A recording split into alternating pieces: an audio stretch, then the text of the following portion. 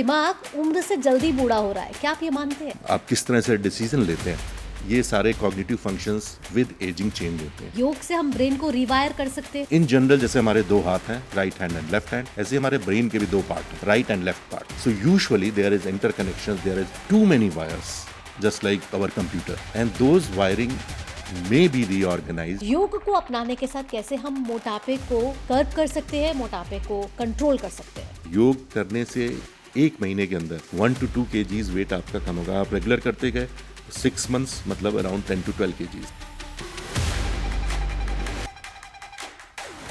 नमस्कार, total health podcast में आप सभी का स्वागत है। मैं हूं आपके साथ भावना नैयर। आज मैं आपसे एक सवाल पूछना चाहती हूं। हम सब बूढ़े कब होने लगते हैं? 60 की उम्र में, 50 की उम्र में, या सफेद बाल आने के बाद? सच तो ये है कि हम पैदा होने के साथ ही एजिंग शुरू कर देते हैं। लेकिन सवाल ये नहीं है कि उम्र कितनी बढ़ रही है, सवाल ये है कि हम कैसे बूढ़े हो रहे हैं।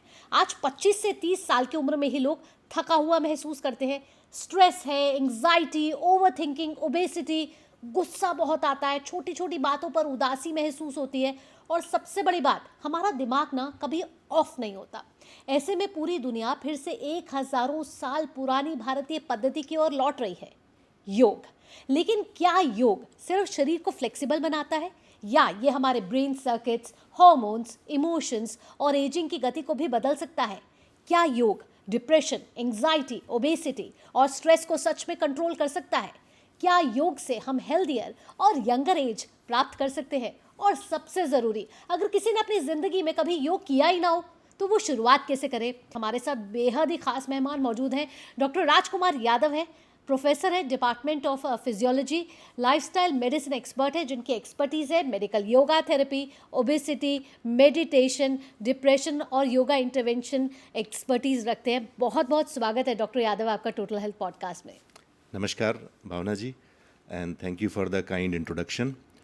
जैसा कि आपने शुरुआत की थी, एजिंग की बात करी, तो यूजुअली और फॉर्चुनेटली इस बार इंटरनेशनल डे ऑफ योगा का हमारा जो थीम है हेल्दी एजिंग है। इन जनरल यूजुअली हम लोग एजिंग का मतलब समझते हैं related to our parents, grand parents, great great grand parents. But as you said earlier, the day we are born, उसी दिन से हमारी एजिंग शुरू हो जाती है।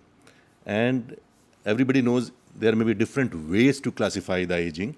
At least two important ways is, one is the chronological age and biological aging. Chronological aging मतलब every year we celebrate our birthday.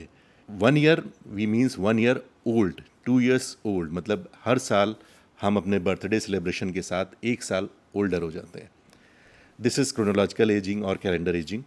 Second is the biological aging, which is for us as a doctor that is more important. Biological ageing means हमारी body, हमारे body के tissue, हमारे body के organs, हमारे body के sales किस तरह से रिस्पॉन्ड कर रहे हैं विद योर एक्टिविटीज़, कितना उनका वेयर एंड टीयर हो रहा है, कितना उनमें खराबी आ रही है, जो body of course can control, and that makes the aging. So aging में be of two types, biological aging और chronological aging. Chronological aging with time, हर साल आप बढ़ते ही रहेंगे। Biological aging can be controlled, can be regulated by our lifestyle, the way we follow the lifestyle, and yoga is one of the best possible lifestyle interventions.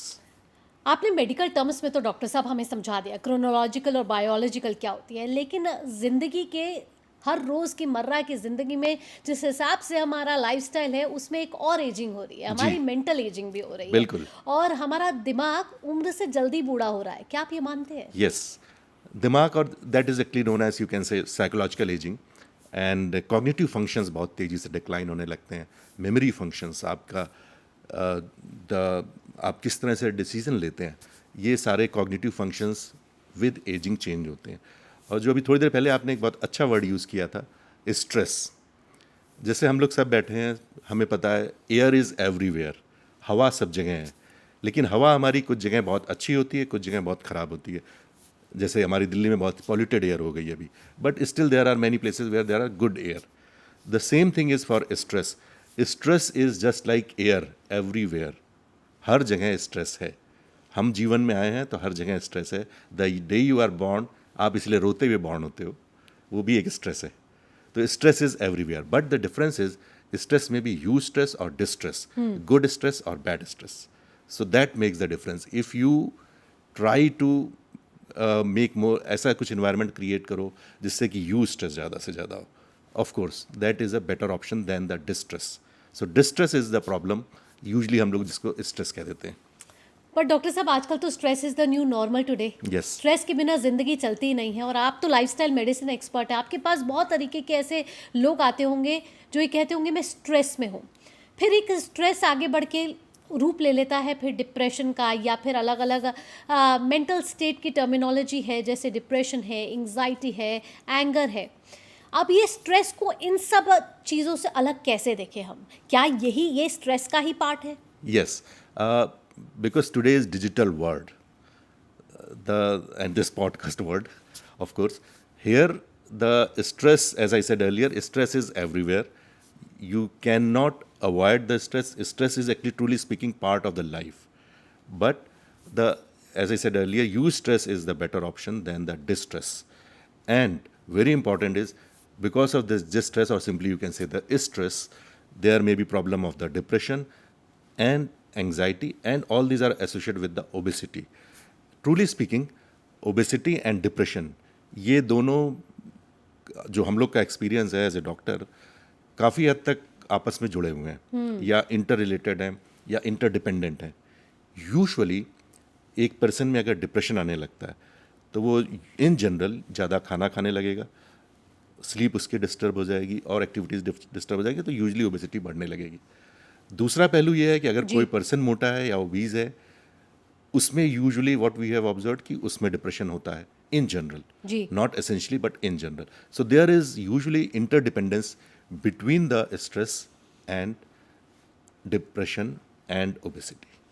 पर doctor साहब बड़ा important सवाल ये भी है कि जब हम स्ट्रेस में होते हैं, या फिर कभी हमें डिप्रेशन है, या हमें उदासी हो रही है, हमें गुस्सा ज़्यादा आ रहा है, एक्सेप्टेंस बड़ी मुश्किल चीज़ है. Yes. क्योंकि हम उस सिचुएशन में होते हैं जो हमें लगता है कि इस सिचुएशन में यही बिहेवियर सही है, Yes. क्योंकि उसके अलावा कोई ऑप्शन नहीं नज़र आ रहा जी, होता. जी. उस समय हमें क्या करना चाहिए? बिल्कुल, सबसे सिंपलेस्ट तरीका तो ये है, इफ़ पॉसिबल उस सिचुएशन को अवॉइड करिए.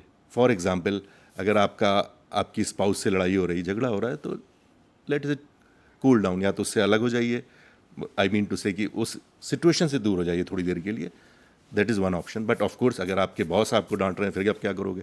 बॉस की तो सुननी पड़ेगी. But you may not react, that is one option. क्योंकि बॉस अगर डांट रहे हैं, चुपचाप आप सुन लो.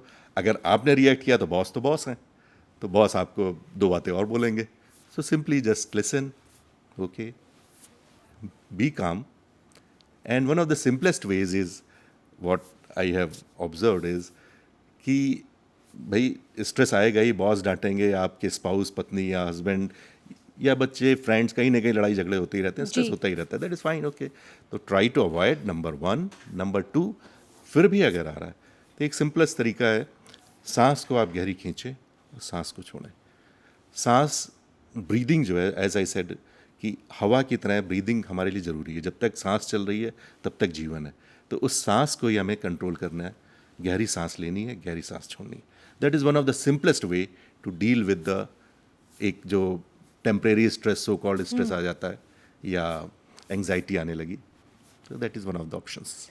डॉक्टर साहब आज एक और बड़ी प्रॉब्लम है, और वो है कि हम सबके साथ बैठे हैं तब भी हमें कहीं ना कहीं एक उदासी है जी. एक आइसोलेशन है. Yes. मतलब इस भीड़ में भी हम अपने आप को अकेला महसूस कर रहे हैं. Yes. क्या ये भी कहीं ना कहीं मेंटल स्टेट ऑफ माइंड के अंतर्गत आता है? यस. और because of this digital world, क्योंकि अभी तो हमारे पास व्हाट्सएप इतना ज़्यादा है, हमारे पास मीडिया इतना ज़्यादा है, we interact so much on media. WhatsApp पे ही हमें बात करनी होती है. हम डायरेक्ट फेस टू फेस बात नहीं करेंगे, लेकिन फेसबुक पे बात करेंगे. All this creates a lot of brain, क्योंकि बहुत ज़्यादा एंगेज रहता है, तो डिप्रेशन, सैडनेस बहुत ज़्यादा है. तो of course we can avoid limited use of the screen, limited use of the media, I mean to say WhatsApp, या आप जो भी इनको यूज़ करते हैं, एक लिमिटेड यूज़ करें. आपने देखा हो कई लोग ऑलमोस्ट जब तक जग रहे हैं पूरे टाइम व्हाट्सएप पे ही होंगे. सो ऑफ कोर्स, और व्हाट्सएप पे आपको इतनी चीज़ें दिखाई देने लगती हैं, ब्रेन भी कंफ्यूज हो जाता है. So we have to focus somewhere to अपने पॉइंट्स पे बात करें, यूस्ट्रेस की बात करें, तो बेटर ऑप्शंस है. डॉक्टर साहब, आपको लगता है कि योग से हम ब्रेन को रिवायर कर सकते हैं? Yes, that is a very good question. And this is what we have shown in many of our research studies at AIMS, New Delhi, that we can rewire. The rewiring of brain, we have done a lot of research work where we have observed, ये हमारे अपने observations हैं अपने, कि आप brain की restructuring और rewiring is possible, and that the potential yoga has. And what we have observed कि yes, in general जैसे हमारे दो हाथ हैं, right hand and left hand, ऐसे हमारे ब्रेन के भी दो पार्ट हैं, right hand, right and left part. So usually there is interconnections, there is too many wires, just like our computer.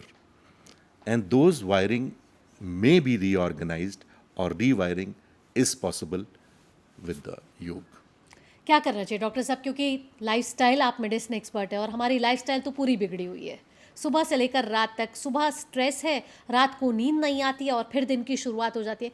अमूमन ज़्यादातर मेजॉरिटी ऑफ पॉपुलेशन की कुछ यही स्थिति है. Yes. क्योंकि आजकल की भागदौड़ भरी जिंदगी में समय, कहते हैं ना, समय है भी तब भी समय नहीं है, ऐसा हालात है. अगर आपके पास 5 मिनट है, दिन के 5 मिनट है, और आप अपने ब्रेन को रिवायर करना चाहते हैं, ब्रेन को रिचार्ज करना चाहते हैं और सब कुछ भूल जाना चाहते हैं, क्या करना चाहिए? यस, जैसे आपने अभी दो वर्ड एक्चुअली आजकल सबसे कॉमन हो गए. एक लाइफ स्टाइल, हर कोई वर्ड यूज़ करता है life style, there are so many commercial establishment भी हैं लाइफ स्टाइल के नाम से.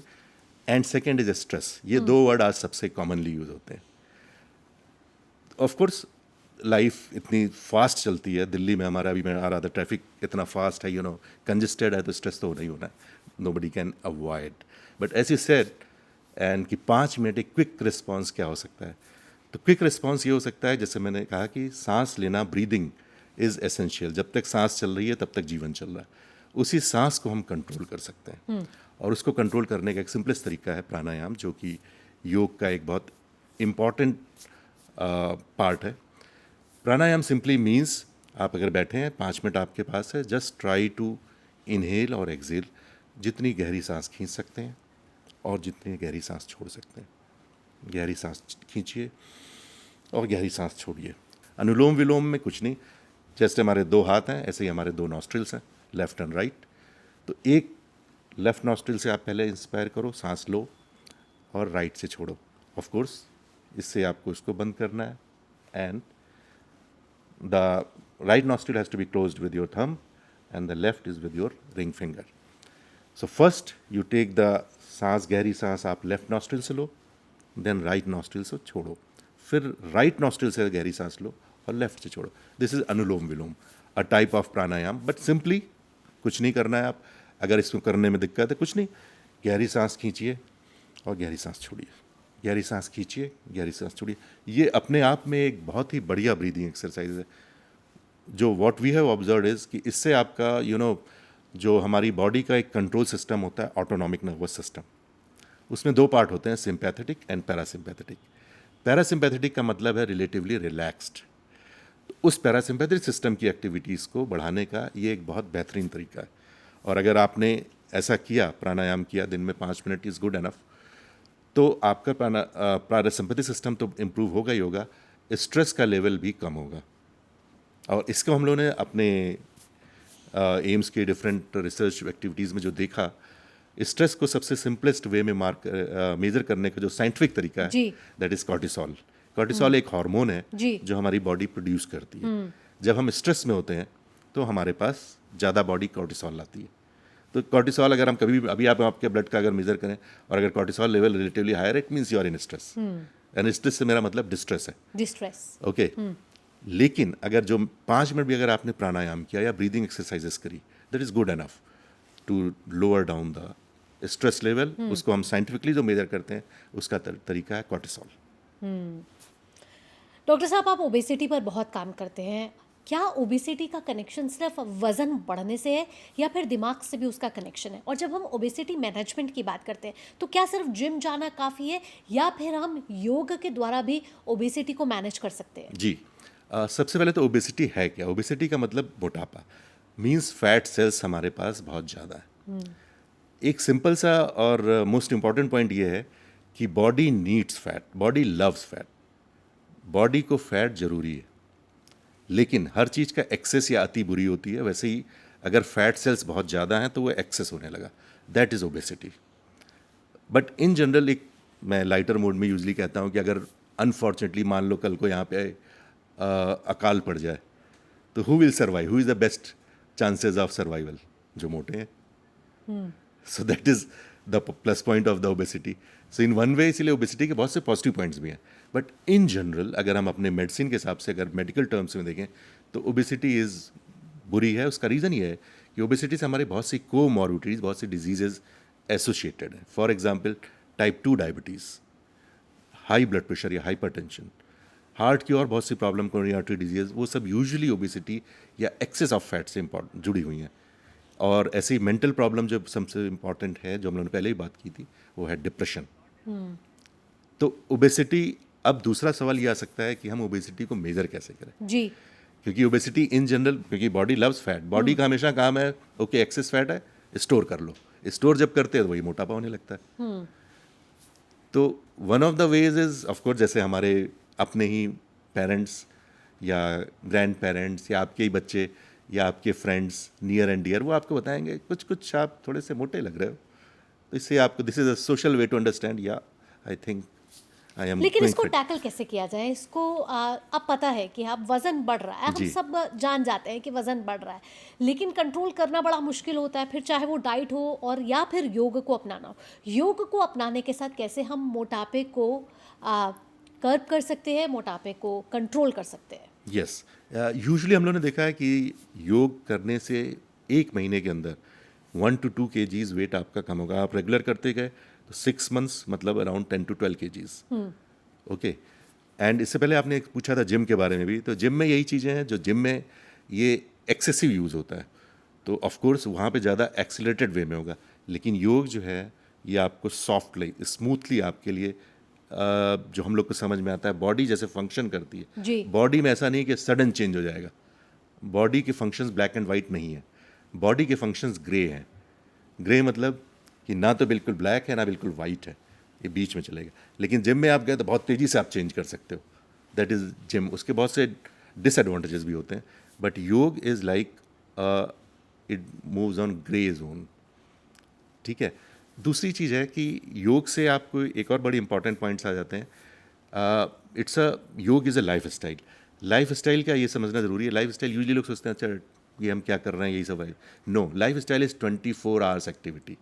24 hours का मतलब है your sleep is also included. जी। वाई? बिकॉज आप रात में जो आपकी नींद आएगी वो कैसी आएगी, वो उस पर डिपेंड करता है कि दिन में आपकी एक्टिविटीज़ कैसी थी। So that is life style.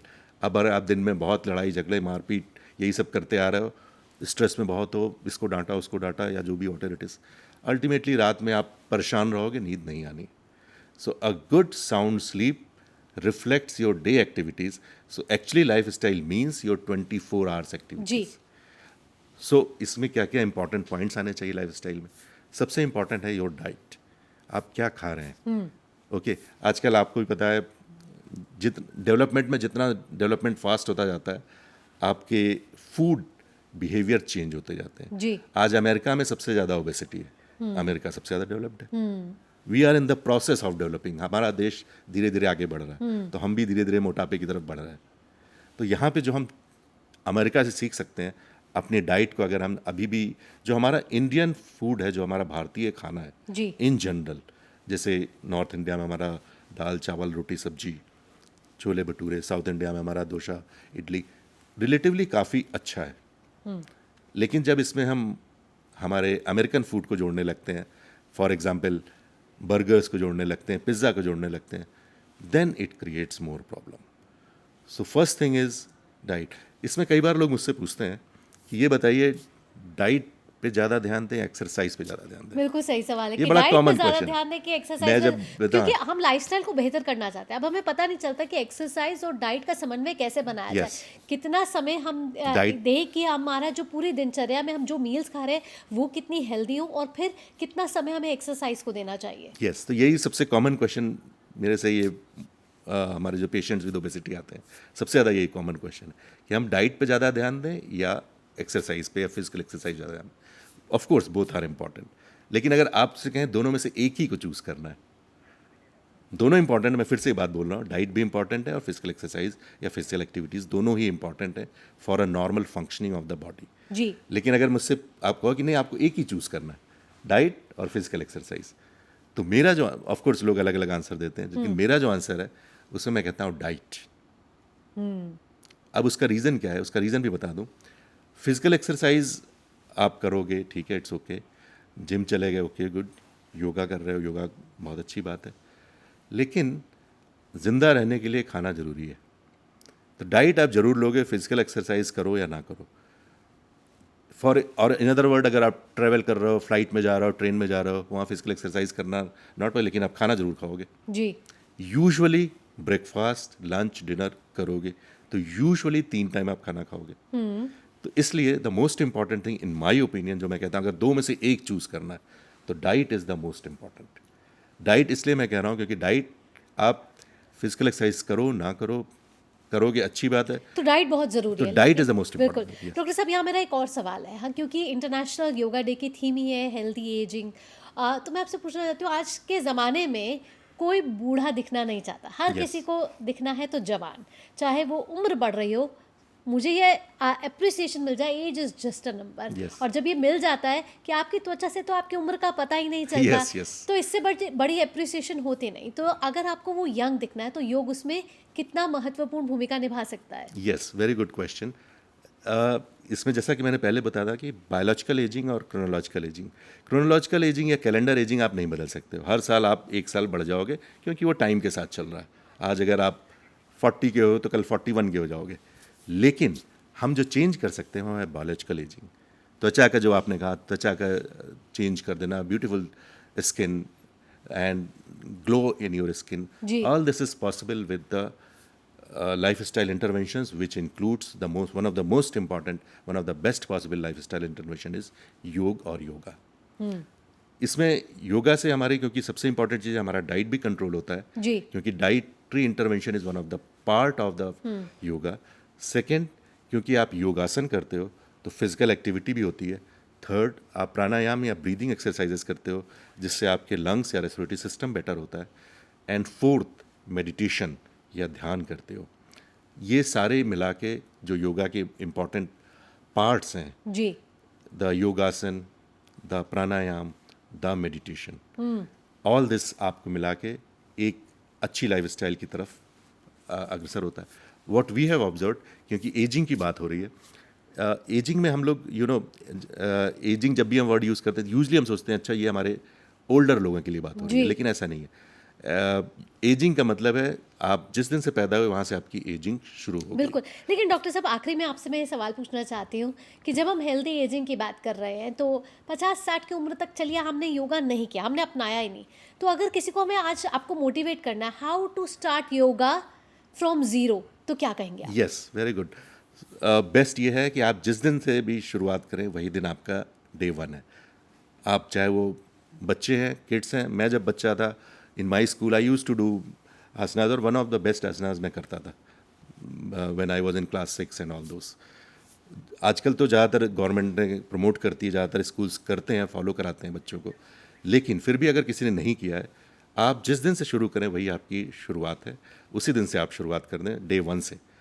Ageing में एक और इम्पॉर्टेंट यहाँ पर पॉइंट है, जो हम लोगों ने अगेन अपने एम्स में बहुत से उसमें रिसर्च में देखा कि एजिंग के जो हमारे साइंटिफिक बायोमार्कर्स हैं, टीलोमियर एंड टीलोमरेज, ये telomere and telomerase, telomere is a part of DNA, एक और क्रोमोसोम्स में होते हैं, और जी। टीलोमरेज उसका एक एंजाइम है।